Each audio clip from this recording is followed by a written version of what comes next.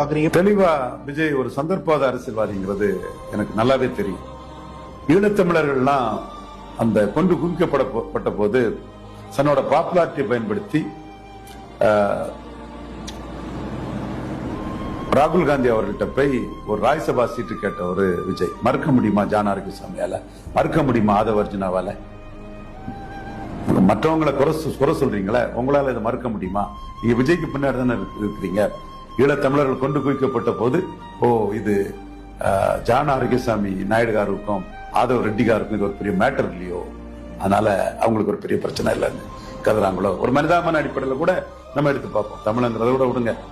அந்த டைம்ல இவர் சுயநலமா ஒரு ராஜ்யசபாக்கா போய் நிக்கல ராகுல் காந்தி கிட்ட. வரலாறு தானே. ராகுல் காந்தி என்ன சொன்னாரு? ராஜ்யசபாலாம் கிடைக்கக்கூடிய அளவுக்கு உங்களுக்கு நீங்க ஒர்த்து இல்ல, கட்சியில சேருங்க, இளைஞர் காங்கிரஸ் தலைவர் பதவி தரலாம்னா நீங்க 35 வயசு தாண்டிட்டீங்க, அதனால தர முடியாதுன்னாரு. நல்ல செய்தி வரும்னு சொன்னாரு தினமலர் பத்திரிகையில ஐயா எஸ். ஏ. சந்திரசேகரன் அவர்கள். எந்த செய்தியும் வரல. அப்போ எவ்வளவு பெரிய சந்தர்ப்பவாதி விஜயங்கிறதுக்கு இதுதான் பெரிய உதாரணம். அடுத்து